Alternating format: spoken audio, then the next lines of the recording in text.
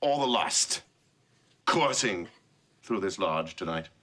And no one was chasing me.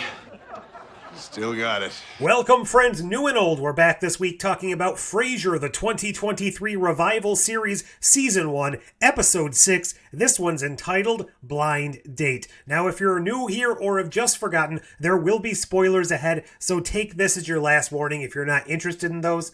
Now let's crack on with the show. So like I just mentioned, episode 6 of this first season. From what I understand, there's only going to be 10 episodes in the first season of this revival. And while I am happy to report that the last episode and this one have been a noticeable improvement, there's definitely an uptick in the quality and the just cohesiveness of the show as a whole. That does lead me to a bit of a detriment that's not of this show in and of itself. It's just the modern landscape of TV. And I do know that I'm a bit jaded and I'm a bit, spoiled, I guess, as an American viewer. But I grew up in the days, and most people probably grew up in the days that are watching this show, where you had 20 plus episode seasons. And I know lots of other places in the world don't have such things. Heck, there's even entire series that don't get that many episodes. But it just feels like this type of show, being a callback, a throwback to that more innocent time of sitcoms, it deserves more than 10 episodes to really get things ramped up and to get into gear. So while this back half of the season is really picking up steam, I definitely feel like it could lose that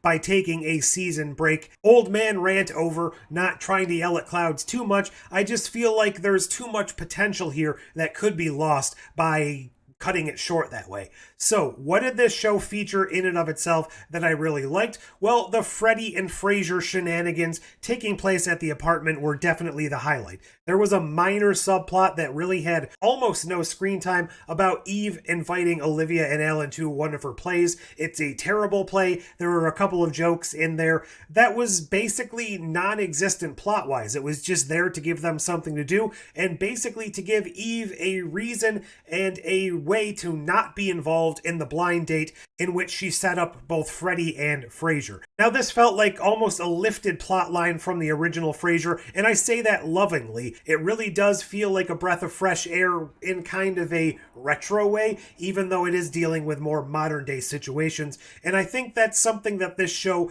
could lean into, but I hope it doesn't lean into that too heavily. I don't want this show to become nothing but nostalgia and callbacks to the original without adding on to them, but I think what they did here did implement a few twists and a few new, character beats that wouldn't have been in the original, and that definitely felt a little bit fresh too.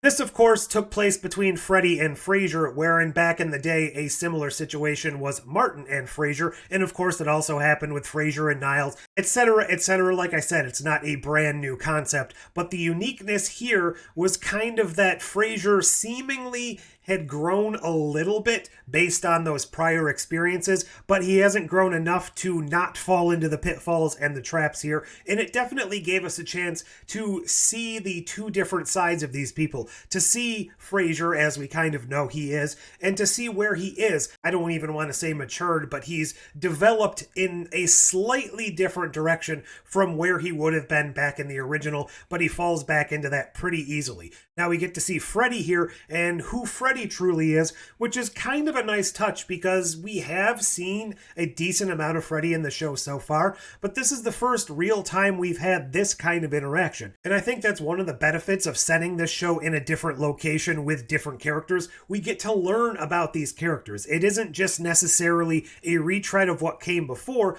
but we get situations like this to actually get insights and kind of organic reasonings behind who and what Freddy is particularly here. And I do like that because instead of just giving us big info dumps and big sort of exposition dumps as far as what these characters are and who they are in relation to each other, we are organically getting to grow with them. Now, something that really stuck out to me in this episode, spending time mostly in the apartment as they did, but it just doesn't feel homey. It doesn't feel like a lived-in place like the apartment did in the original Frasier. And I know a lot of that's probably rose-tinted glasses because we spent so many hours there there. So it's never going to feel like that because we haven't spent that much time there. It just felt a little bit less homey, and it doesn't feel like it's up to the task of having a lot of those apartment episodes like the original Frasier did that was just kind of, I don't know, lounging about. Now granted, this is very early days as far as experiencing the new place. We haven't met any of the other rooms. Can you meet a room? I guess. Whatever I'm trying to say. I'm just feeling right now there's a distinct lack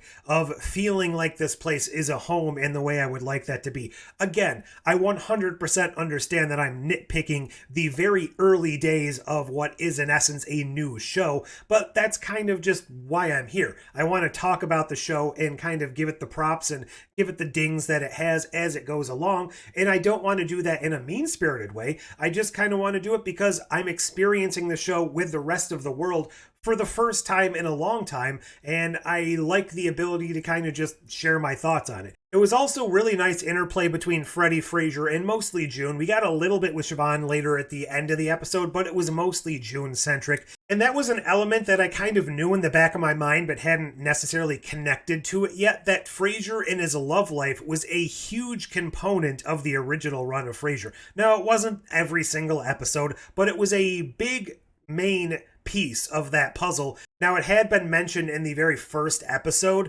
very, very briefly, but this is the first time we've really gotten to see Frasier try to flex those dating muscles, get back out there, and it absolutely does come across as this is something that the show needs. This is something that Frasier needs, and it definitely kind of completed the world a bit more. So taking last episode and then combining it with this episode, those are a lot of the classic Frasier elements now kind of coming back into the show. Now that we've spent a lot more time with the side characters, I'm definitely feeling like they integrate more into the world. Something that does still jump out to me as feeling a little inauthentic is whenever they try to implement modern technology.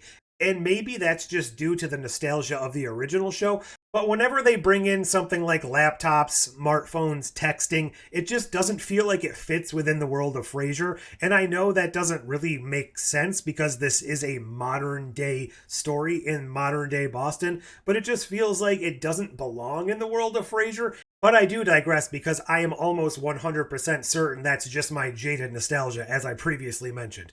Overall, if you take these last two episodes, the show is definitely on an upward trajectory, although I do have to say I think I preferred last episode ever so slightly more than this one, but these are two different types of episodes, two very Frasier type episodes. The only thing I have to say about that, neither of them are all-time classics, neither of them really elevated the material, they were just kind of doing the safe material, maybe doing a little bit of a twist on it, obviously using new characters, but if we keep getting stuff like this and they're given the chance to build on it, I definitely do foresee the new revival version of Frasier becoming something a little bit different and a little bit more special if they don't fall back on those couple of early episode tropes. There's really something to look forward to here.